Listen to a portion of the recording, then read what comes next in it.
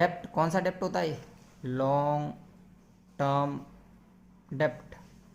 Equity मतलब share holders fund. लिखते कैसे तो वो तो तुम्हें पता ही होगा।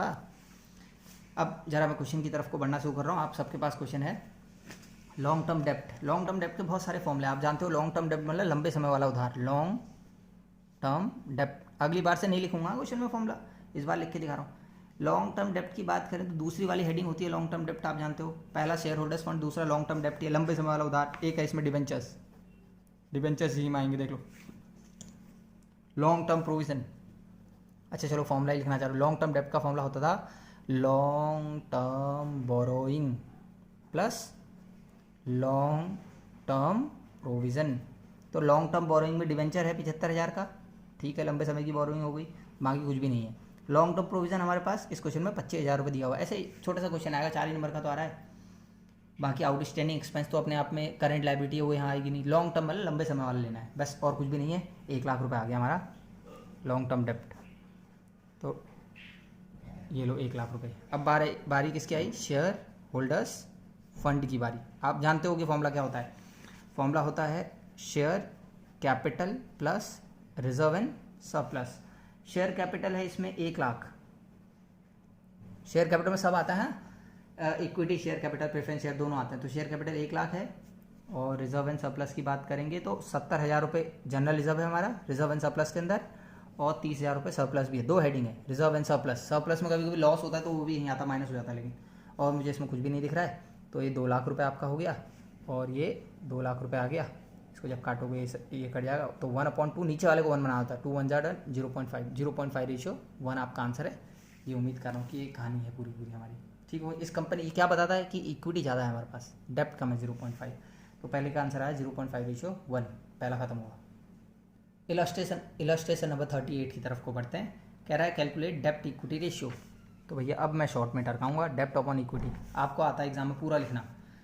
तो अब इस क्वेश्चन में डेप्ट अपॉन इक्विटी तक पहुंचने के लिए यार डेप्ट सीधा सीधा तो नहीं दिख रहा मुझे। लॉन्ग टर्म डेप्ट होता तो जोड़ देता लॉन्ग टर्म बोरोइंग और लॉन्ग टर्म प्रोविजन को, ऐसा तो है ही नहीं।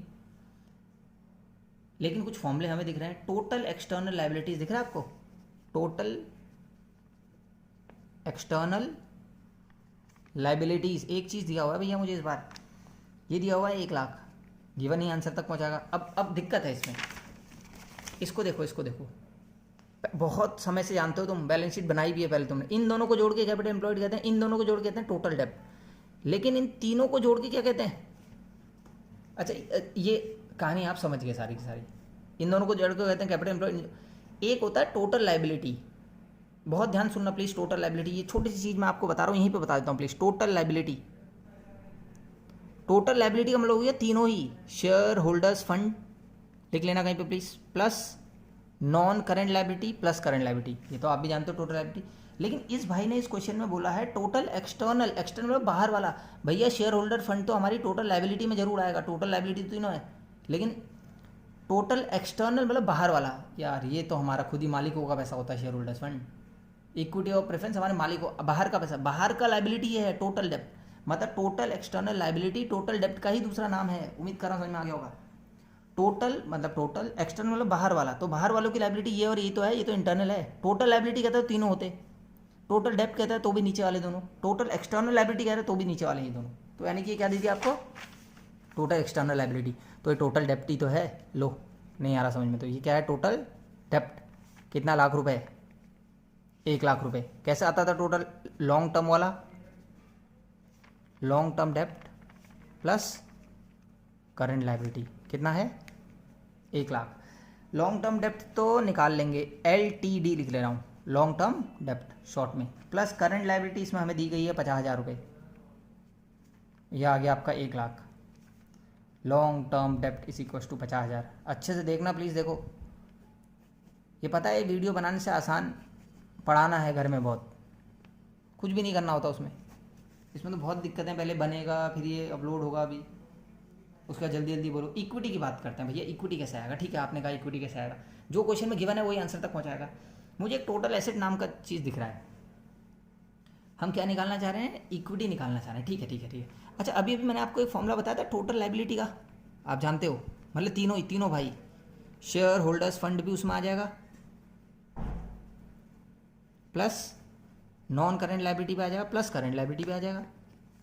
आपने कहा ठीक है। अब टोटल लाइबिलिटी की जगह टोटल एसेट रख देते हैं, क्योंकि जितना टोटल लाइबिलिटी होता है उतना ही टोटल एसेट होता है। कितनी बार पढ़ा रखा है, बैलेंस शीट का ऊपर और नीचे का दोनों ही, तो दोनों ऊपर लाइबिलिटी और नीचे टोटल एसेट दोनों बराबर ही तो होते हैं। अब आप बोलोगे शेयर होल्डर्स फंड भी हमें बता दो, ये तो हम निकालने ही आए हैं, शेयर होल्डर्स फंड ये तो मुझे चाहिए।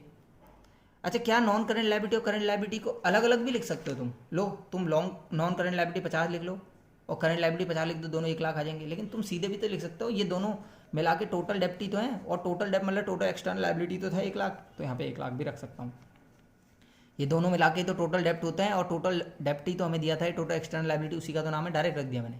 तुम चाहते तो नॉन करेंट लाइबिलिटी लिख देते, देखो 50, और करेंट लाइबिलिटी रख लेते, वो भी 50 ही दी थी क्वेश्चन में, तब भी 1 ही लाख होता। तो ये 25,000 इधर आके माइनस हो जाएगा share holders fund. Share holders fund है हमारे पास 25,000, तो ये देखो,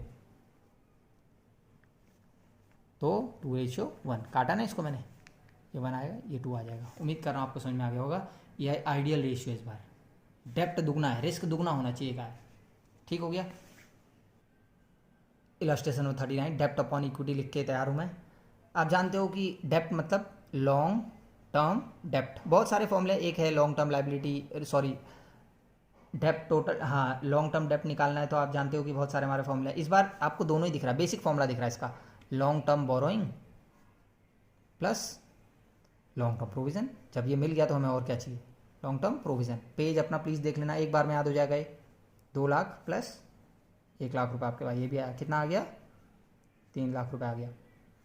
तो हमारा लॉन्ग टर्म डेप्ट तो बड़ी आसानी से इस बार हमें दे दिया इन्होंने 3 लाख रुपये। लेकिन बात करते हैं किसकी, इक्विटी की। इक्विटी यार अगर मैं देखूं तो अगर मुझे कैपिटल एम्प्लॉयड मिल जाए तो भी बात चल जाती है। आप जानते हो ना, देखो कैपिटल एम्प्लॉयड ये दोनों नहीं है, शेयर होल्डर्स फंड और long term liability. Capital employed दे देता, ये दे देता तो मैं माइनस करके निकाल लेता, लेकिन कैपिटल एम्प्लॉयड है नहीं इस क्वेश्चन में।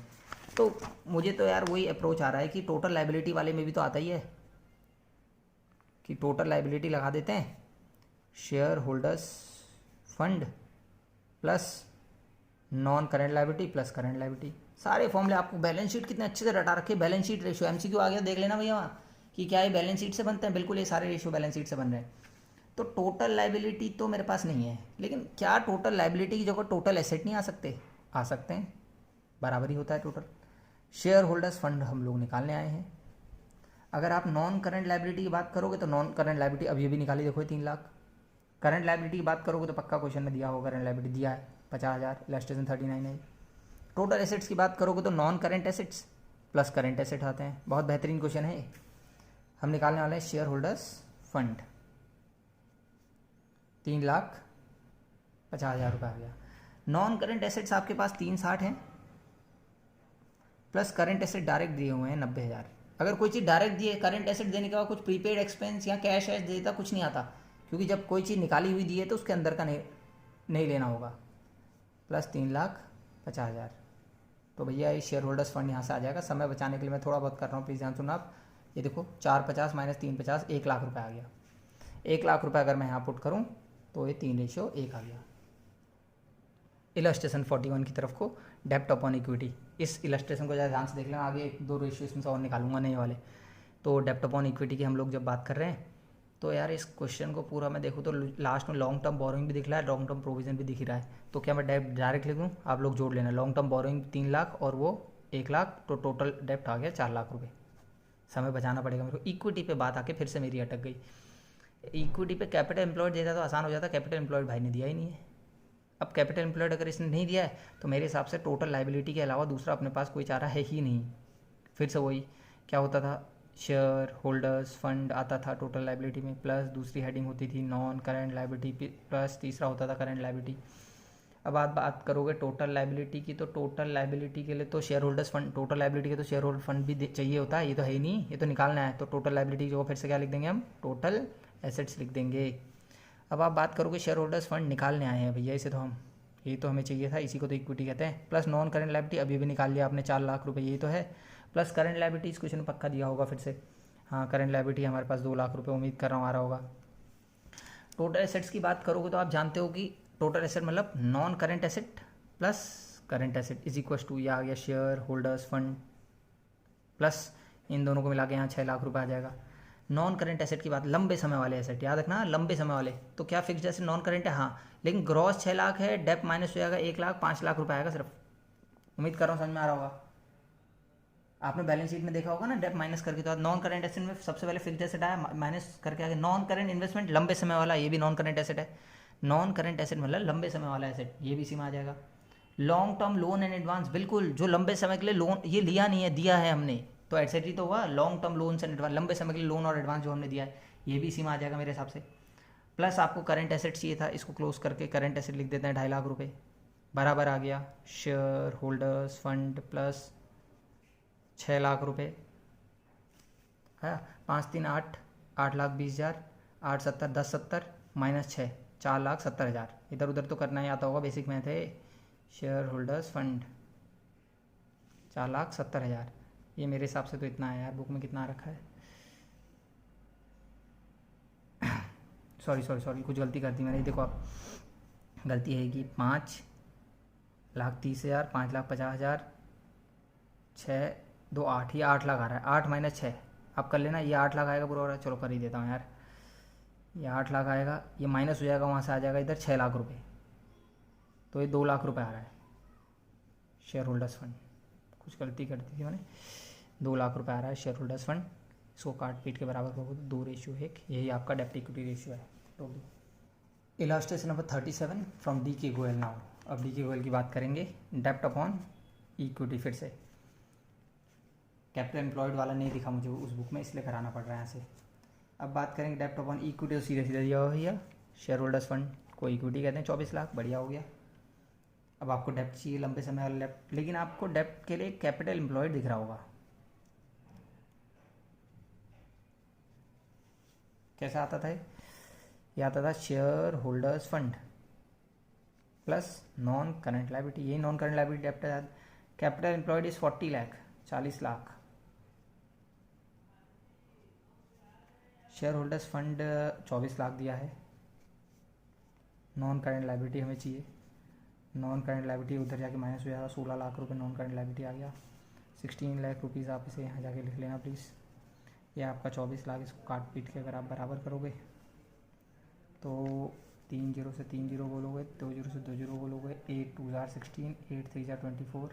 फिर इसको काट लेंगे हम 1 जार, और इसको अगर मैं काटूंगा तो 3 1 जार 3 हो गया, 0.2036 जार 18, 2036 18, तो 0.66 रेशो 1 आ रहा है, ये भी मैंने आपको करा दिया। ओके, बात करते हैं टोटल एसेट्स टू डेप्ट। अब जिसने पूरा पिछला वाला कर लिया उसको ये भी आ जाएगा यार, डेप्ट निकालना इतनी बार समझा चुका हूँ पिछले में, टोटल एसेट्स मैंने इतनी बार करा चुका हूँ। अब बताओ मैं क्या कराऊँ, हर क्वेश्चन की रिवीजन थोड़ी करेंगे। टोटल एसेट टू डेप्ट रेशियो ये तो खुद ही तुमसे निकल जाएगा। अच्छा, ये रेशियो क्या बताता है, इसका सिग्निफिकेंस जो भी है वो थोड़ा पढ़ लेते हैं। जैसे पिछले का था वो बताता है कि कितना डेप्ट और कितना इक्विटी है, क्या रेशियो होना चाहिए। पहली बात, इसका जो अगर बात करोगे ना, इसके रेशियो की अगर हम बात करेंगे, ये अभी थोड़ी देर में मैं आपको बता दूंगा। इसका जो आइडियल रेशियो है, अगर आप बात करोगे इसके आइडियल रेशियो की,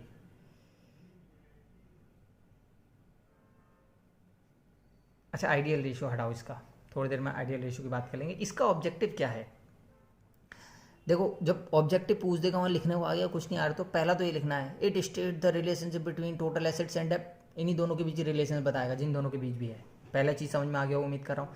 ये बताता है कि डेप्ट मतलब लॉन्ग टर्म डेप्ट, ये बताता है कि जो आपका लॉन्ग टर्म डेप्ट है ना, उसके कंपैरिजन में कितने आपके टोटल एसेट्स हैं। अब सोचो मेरे टोटल एसेट्स 5 लाख रुपए हैं और डेप्ट सिर्फ 1 लाख है, तो काट के 5:1 नहीं आएगा। इसका मतलब मेरे टोटल एसेट इसके 5 गुना है यार। तो ये कंपनी की सॉल्वेंसी तो बताता है कि डेप्ट आराम से दे देंगे। तुम समझो ना, जब हम डेप्ट का पैसा नहीं देते हैं तो वो हमारे एसेट पे ही तो क्लेम करते हैं। हम नहीं दे पाए उनके डेप्ट का पैसा तो एसेट बेचेंगे, तो एसेट अगर बेचेंगे तो कितने गुना, 5 गुना उसके एसेट हैं। इसीलिए ऐसी कंपनी, जब भी हम लोग इन्वेस्ट करते हैं ना, मान लो हम किसी कंपनी को उधार दे रहे हैं, तो यही तो देखूंगा मैं कि यार ये मेरे डेप्ट हैं इतने, इसके ऊपर कंपनी के पास, मैं एक कंपनी में इन्वेस्ट कर रहा हूँ, मान लो उसका 1 लाख करोड़ और 5 लाख करोड़, 1 लाख करोड़ की उधारी है उन पे, 5 लाख करोड़ के एसेट हैं, तो मेरे को क्या दिक्कत है ऐसी कंपनी को उधार देने में। मैं बोलूँगा ठीक है भाई, अगर ये कल के दिन पैसे नहीं भी दे पाएंगे, प्रॉफिट नहीं भी जनरेट कर पाएंगे, मेरा पैसा एसेट बेच लेंगे, 5 गुना एसेट है, और जो और कहाँ जाने वाले हैं सब। तो ये बताता है कि डेप्ट के कंपेयर, और एक रेशियो से सिर्फ वो ऑब्जेक्टिव सीखना बस। ये सीखो कि अगर एग्जाम में बैठे हो, खाली फॉर्मूला आता है और वहाँ ऑब्जेक्टिव आ गया तो खुद ही लिख के आ जाओ, समझिए। ये बता रहा है कि किसी कंपनी के डेप्ट के कंपैरिजन में टोटल एसेट कितने, ऊपर वाला ही तो बताएगा, जो ऊपर वाले को तो स्टेट करेगा। न्यूमरेटर का ज़्यादा वैल्यू है यहाँ पे कि डेप्ट के कंपेयर, तो मैंने इसमें कोई दिक्कत है तुम्हें इन्वेस्ट करने में? कोई दिक्कत नहीं। डेप्ट के कंपैरिजन में हमारे पास 5 गुना एसेट्स हैं। अगर ये कंपनी कल के दिन बंद भी हो जाती है तो कोई दिक्कत नहीं, हमें अपना पैसा मिल जाएगा, क्योंकि 5 गुना एसेट्स हैं। तो ये इसीलिए ज़रूरी है एज एन इन्वेस्टर। ये ऑब्जेक्टिव ये है कि as compare to long term डेप्ट, कंपनी के पास कितने एसेट हैं, कितने टाइम, जितने ज़्यादा टाइम्स एसेट होंगे उतनी अच्छी सॉल्वेंसी होगी। एक बार ऑब्जेक्टिव यहाँ से पढ़ देता हूँ, फिर भी याद रखना फॉर्मूलों से ऑब्जेक्टिव कैसे बनाते हैं। मेरे को भी नहीं आता तो मैं भी ऐसे ही बना देता हूँ और पूरे नंबर मिलेंगे। है ही क्या बताओ? The objective of computing the ratio is to measure relationship between total asset and total liabilities of the enter. देखो किताब वाले के पास भी कुछ भी नहीं है लिखने के लिए, वही लिख रहा है रिलेशनशिप बताता है एसेट। भाई ये तो हमें पता है। Since it measure the relationship between total asset and long term liability, ये जो भी है ये लॉन्ग टर्म टोटल एसेट और लॉन्ग टर्म लाइबिलिटी के बीच रिलेशन बताता है। It measure the safety margin available to lenders of long, बस खत्म हो गया, यही है मेन ऑब्जेक्टिव। लिख के दूंगा तुम्हें, दिक्कत नहीं है। क्या ऑब्जेक्टिव है को पूछे तो ये है मेरे हिसाब से, it measures the safety margin available to lenders of long term debts. मैं लिख देता हूँ यहाँ पे एक बार, इट, एक ही लाइन का वो याद करना, it measures, it measures the safety margin, लिख के दूंगा अलग से, सारे के लिख के दूंगा, तुम दिक्कत में हो। It measures the safety margin available to the lenders of long term debts, available to the lenders of long term डेब्ट। अरे भैया मैं वही तो बता रहा था यार, डेप्ट 1 लाख था, एसेट 5 लाख थे, तो मुझे पता है ना मैं कितना सेव हूँ, 5 गुना सेव हूँ मैं। अगर कंपनी प्रॉफिट ना कमाए, बंद भी हो जाए, तब भी मेरा पैसा कहीं नहीं बनने वाला। अब तुम एक कंपनी में लगा रहे हो 1 लाख की, उसके ऊपर उधारी है और 1,20,000 रुपये के एसेट है, तो ये तो हाईली रिस्की कंपनी है। तुम जानते हो कि थोड़ा सा 1 गुने से थोड़ा सा ज़्यादा 1 पॉइंट समथिंग टाइम्स, 1.2 टाइम्स है, तो 3 0 कटेंगे, इससे कट गया 1.2/1। मतलब अगर 1 गुना हमारी लाइबिलिटी है, डेप्ट है, तो इक्विटी वो टोटल एसेट से 1.2 टाइम। तो कोई भरोसा नहीं इस कंपनी में पैसा लगे, बहुत खराब रेशियो है। कहीं अगर तुम ऐसा देखो ऊपर 80,000 है, एसेट 80,000 ही है और लाइबिलिटी तुम्हारी 1 लाख है, ऐसी कंपनी में तो इन्वेस्ट करना ही मत, ये पहले से उधार में है। हाईली डेप्ट कंपनी से कहते हैं, यहाँ जिसने पैसा लगा खत्म। अडानी की कहानी इसी में खत्म हुई है परसों, कि डेप्ट बहुत ज़्यादा, हाईली डेप्ट कंपनी थी। शेयर के मार्केट प्राइस इस वाले के अच्छे होते हैं, हाईली डेप्ट कंपनी है भाई, फिर भी लोग उधार दिए जा रहे हैं अडानी के नाम पे। एसेट ही नहीं है उसका, एसेट भी बेच देगा कल के दिन, तब भी तुम्हारा पैसा डूबेगा। क्या बताता है? It measures the safety margin available to the lender to the long term डेप्ट। जो पैसा लगाने वाला है, जैसे हम हैं, तो हमको लेंडर को सेफ्टी कुशन देता है, कितने टाइम एसेट, जितने ज़्यादा टाइम एसेट उतना ज़्यादा सेफ्टी मेजर है। उम्मीद कर रहा हूँ ऑब्जेक्टिव भी समझा पाया मैं तुम्हें। ओके, इलस्ट्रेशन नंबर 43 की तरफ को, कैलकुलेट टोटल एसेट टू डेप्ट रेशियो। भाई कौन सी बड़ी बात है टोटल एसेट टू, अब तो आप लोग भी बोलोगे हमें सब आता है भैया, नहीं भी कराओगे चलेगा। टोटल एसेट कैसे निकलते हैं? Non current asset plus current asset. Non current asset और करेंट एसेट दोनों दिए हुए हैं, 540 और 135, जोड़ लो इन्हें। 540 नॉन करेंट एसेट है, तुम पूरा लिख के दिखाना है एग्जाम में नीचे, शॉर्ट में टरका रहा हूँ मैं से। और डेप्ट वही लॉन्ग टर्म डेप्ट, भैया ये भी सीधे निकल रहा है, long term borrowing plus long term provision, दोनों 3 और 4.5, 3 और 1,50,000 सीधे जुड़ जाएंगे। फॉर्मूला तो है ना, क्या लॉन्ग टर्म बोरोइंग भी दिया हुआ है, लॉन्ग टर्म प्रोविजन भी दिया है, दोनों को दोनों जुड़ जाएंगे। तो ऊपर की अगर मैं बात करूँ तो 6,75,000 रुपये अपॉन 4.5 लाख रुपये, काट कूट के बराबर कर लेना इसे, यार है 1.5/1। बस इतने ही क्वेश्चन करना जितने मैंने करा दिए, एक क्वेश्चन बाहर का नहीं करना इसके अलावा, इस वीडियो के अलावा। इलस्ट्रेशन 44, टोटल एसेट टू डेप्ट रेशियो। मैं भी अब रफ फॉर्म में उतर चुका हूँ। हाँ, टोटल एसेट टू डेप्ट रेशियो निकालना है। टोटल एसेट कैसे आता है बताओ? इस क्वेश्चन में तो टोटल एसेट का नामो निशान नहीं है, लेकिन टोटल लायबिलिटी तो निकल सकता है। कैसे निकलता था total liability? Share holders fund पहला, दूसरा नॉन करेंट लायबिलिटी, तीसरा होता था करेंट लायबिलिटी। टोटल लायबिलिटी तो सीधे दिया हुआ है, पता नहीं मैं क्यों दिमाग लगा रहा हूँ, सीधे दिया ना टोटल लायबिलिटी। कितना दे रखा है टोटल लायबिलिटी? 18 लाख। तो टोटल लायबिलिटी जितना होता है उतना ही तो टोटल एसेट होता है यार। टोटल लायबिलिटी सीधे 18 दिया हुआ है, देखो। तो टोटल लायबिलिटी की जगह सीधे टोटल एसेट टेप देंगे, 18 आता है आपको। हाँ क्या पता है यहाँ काम आ जाए। लो, टोटल लायबिलिटी 18 लाख दिए मुझे। क्या मुझे शेयर होल्डर्स फंड दिया है? बिल्कुल 14 लाख शेयर होल्डर फंड दिया है। क्या मुझे करंट लायबिलिटी दी है? बिल्कुल करंट लायबिलिटी दे रखी है 2 लाख। तो क्या मुझे नॉन करंट लायबिलिटी की जरूरत है? बिल्कुल, इसी को तो डेप्ट कहते हैं। तो देखो काम आ गया अभी। नॉन करंट लायबिलिटी निकालना है 18 लाख, इन दोनों को 16 लाख को वहाँ ले जाना, माइनस कर देना, 18 में से 2 लाख आ गया। ये देखो कैसे हो रही है फटाफट प्रैक्टिस। 9:1 आंसर। पेज आप लोगों के पास बना हुआ है और फ़ायदेमंद उसी को होगा जिसने पहले मेरे साथ पढ़ रखा है, जिसने नहीं पढ़ा उसके लिए तो बेकार है भैया।